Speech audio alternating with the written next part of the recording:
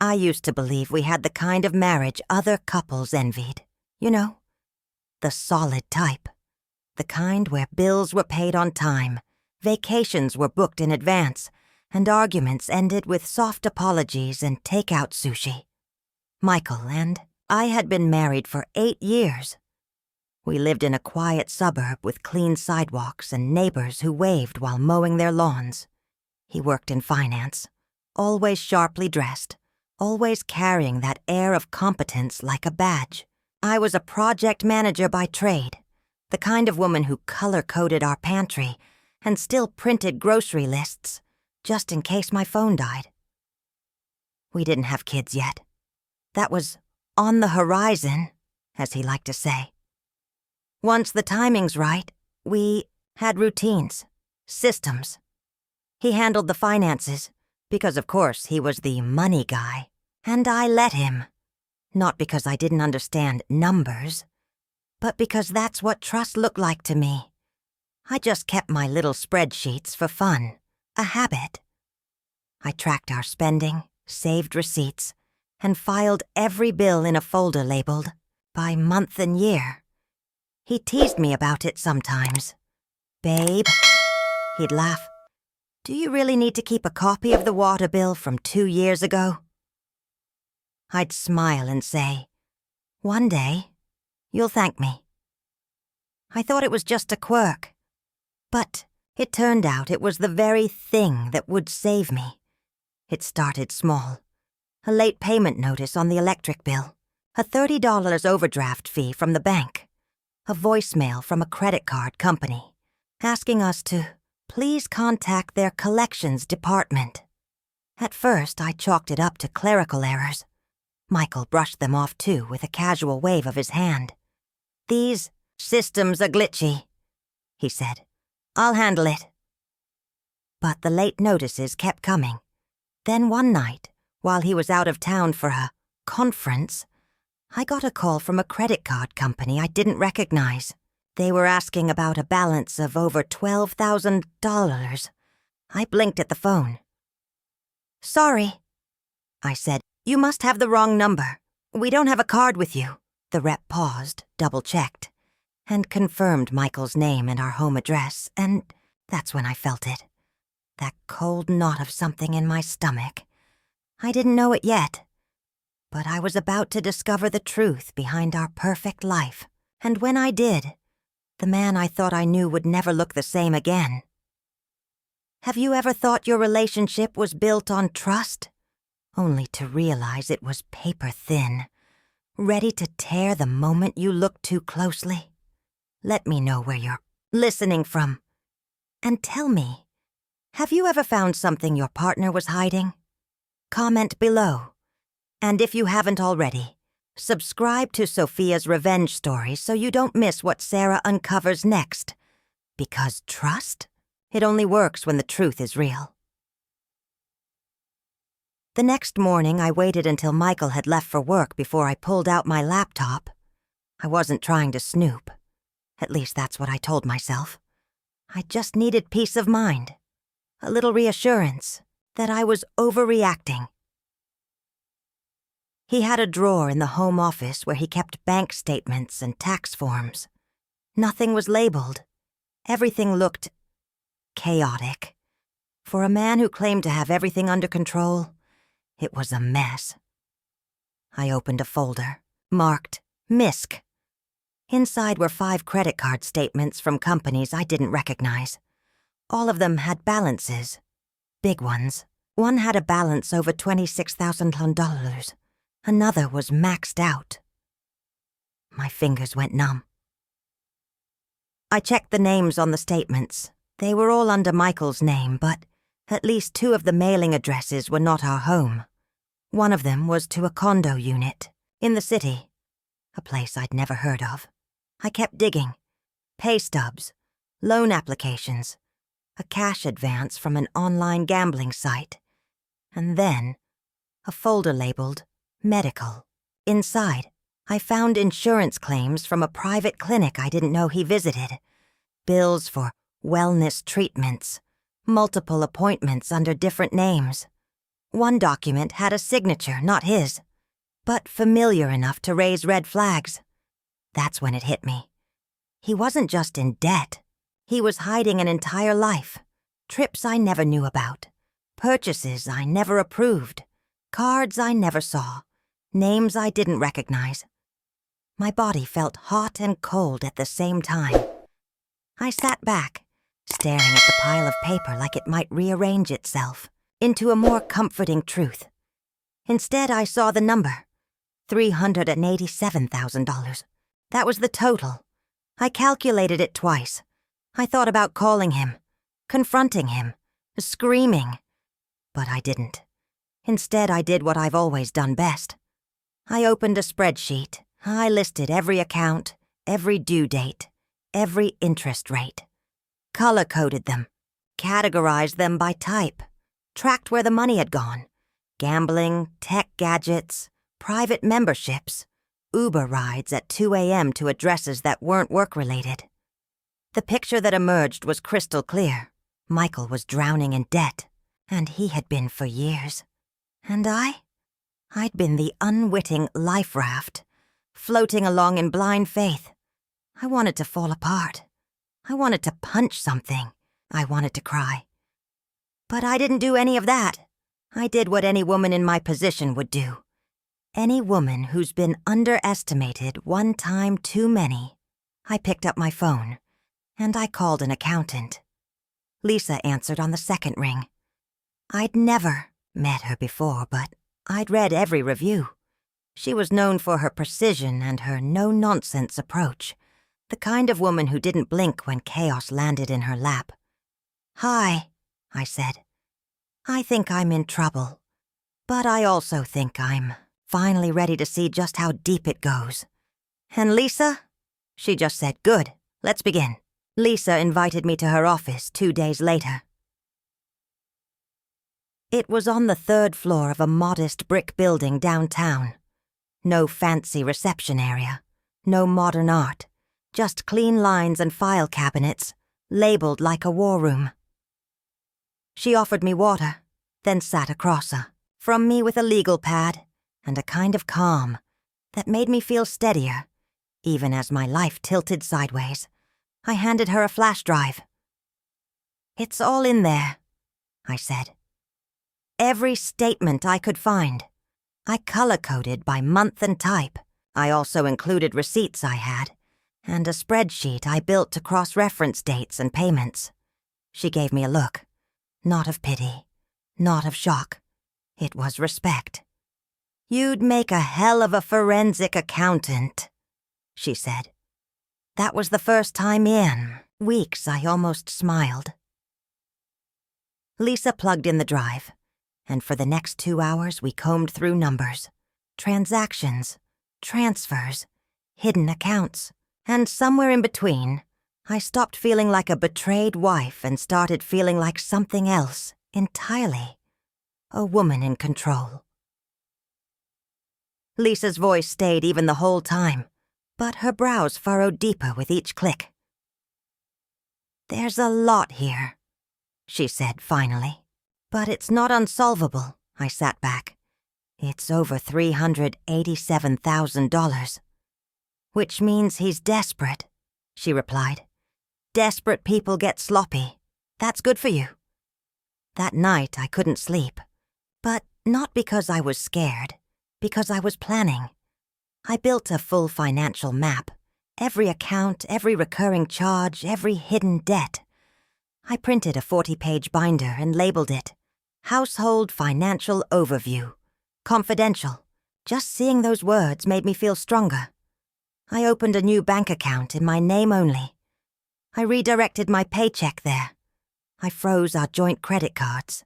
I changed every password I'd once shared. The more I worked, the less I cried. And for the first time since that call from the credit card company, I stopped feeling powerless. I started feeling dangerous. Lisa and I met again the following week. She handed me a second folder. Hers was titled Michael's Risk Profile. Inside was everything I'd suspected, and more. He had taken out loans under business aliases. He had a gambling problem. He'd defaulted on a private loan 6 months ago and was being threatened with legal action. Some of the accounts had already gone to collections. "He's been using your good credit as a shield," Lisa said. "He kept the mortgage clean to avoid suspicion. Everything else? Buried under your name, your trust, and your silence." I remember staring at that folder, then at my own. Mine was tidy, accurate, documented to the decimal. His was chaos. And right then, I realized Michael hadn't just lied. He'd underestimated me. He thought I'd never notice, that I'd stay quiet, that I'd never do the math. But he forgot something very simple. I'm a project manager. And this was just another project, one with a clear objective. Don't let the liar win. We decided to wait until he got back from another so-called business trip. That gave me time. Time to plan. Time to prepare. Time to breathe. I told it. No one.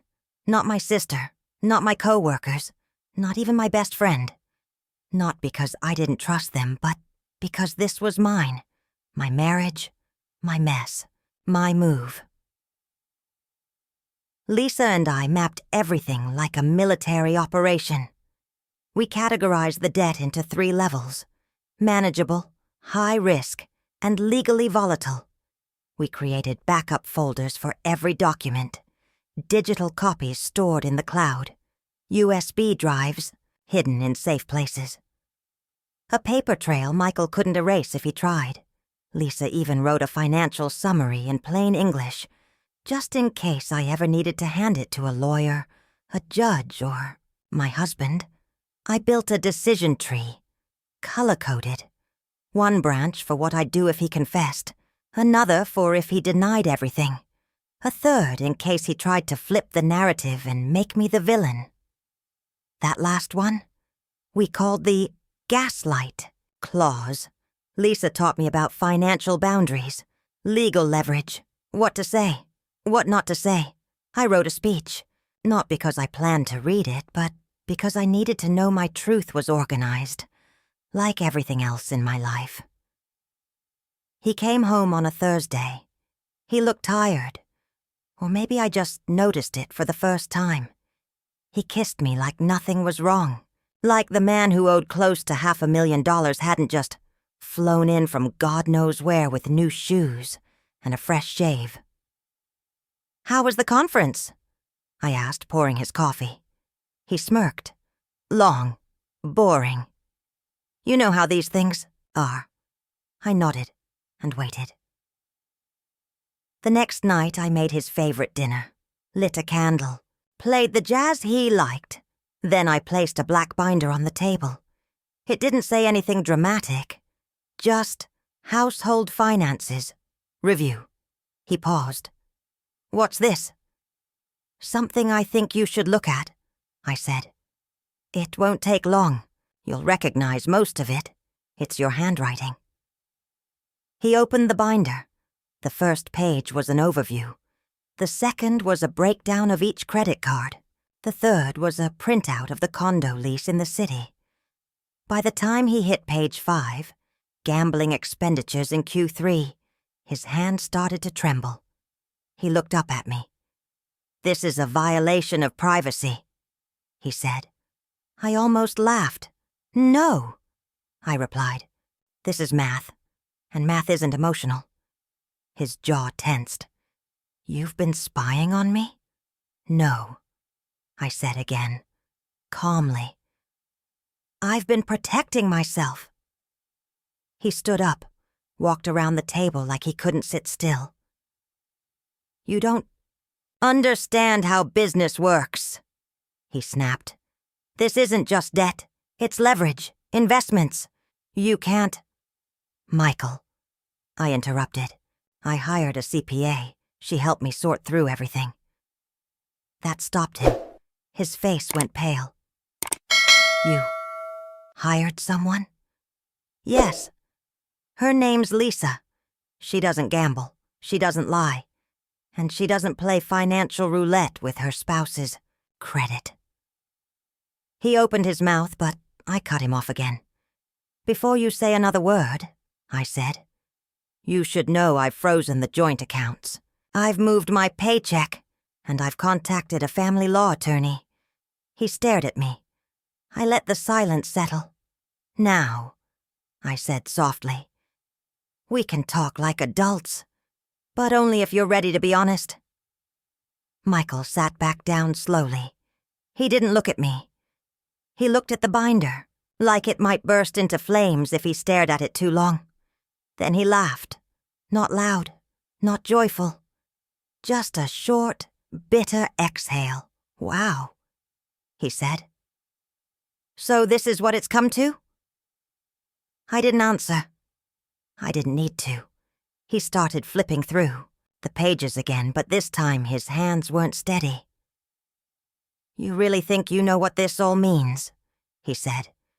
"These aren't just numbers, Sarah. You don't understand the context, the business risks, the high-yield returns." I tilted my head slightly. "Then explain it to me," I said. "But use words you'd be comfortable saying in court." That stopped him cold. He leaned back in his chair, rubbing his temples like he could massage his way out of the corner he was backed into. "I didn't want to lie," he muttered. "It just got out of hand. It started small. Just some credit card debt, then some trades that didn't go as planned. I was trying to fix it." "But you kept going," I said quietly. "You gambled. You lied. You used my credit." Looked up. There was a flicker of guilt, but not remorse. More like shame from getting caught. "I was going to tell you," he said. "Eventually." "No, Michael," I replied. "You were going to let it destroy both of us, and hope I never figured it out." I stood up and placed a second folder on the table. This one was thinner. Just a few pages. A proposal. "One option," I said, "is we fix this together. But under my terms." He looked at it like it was a trap. "I take over all financial decisions, every account, every payment, every choice. Total transparency. You agree to go to financial counseling and gambling. Rehab. We stick to a repayment plan. I manage the timeline. I hold the keys." "And if I say no?" he asked. I gave a small smile. "Then I file for divorce, and my attorney uses the full audit Lisa and I compiled to ensure I walk away clean." He swallowed hard. "And you'd really do that?" "I already started," I said. The room was quiet. "I never thought you'd do something like this," he whispered. "I didn't think you had it in you." There it was, the part that hurt more than the debt, more than the lies, more than the betrayal. He didn't just lie to me. He underestimated me. "I know," I said. "And that's why you're sitting there stunned while I stand here in control." He didn't say yes. He didn't say no. But he picked up the folder and started reading. And that was all I needed. 3 years later, I can still hear the sound of silence that followed that conversation. It wasn't the end. But it was the beginning of the end. Of who I used to be. Michael agreed to the plan, mostly because he had no other choice. I gave him structure, deadlines, and conditions. I treated our debt like I would a failing project, with relentless focus and zero tolerance for excuses. Every week, I reviewed payments. Every month, I updated the timeline. Lisa stayed on as my consultant, and she never sugarcoated anything. The first year was brutal. We sold the second car, canceled vacations, cut cable. I took on freelance consulting work on weekends, while Michael started attending a support group for financial compulsives. But slowly, painfully, we made progress. By year 2, We'd paid down nearly half the debt. By year 3, over 70%. And somewhere in that journey, I stopped thinking of myself as a victim. I started seeing the woman in the mirror as someone powerful, someone precise, someone who saved her own damn life. I didn't stay married to Michael because I couldn't leave. I stayed because he changed. He started listening, started asking questions instead of barking answers, and this shocked even me. He started respecting me. But that wasn't the reward.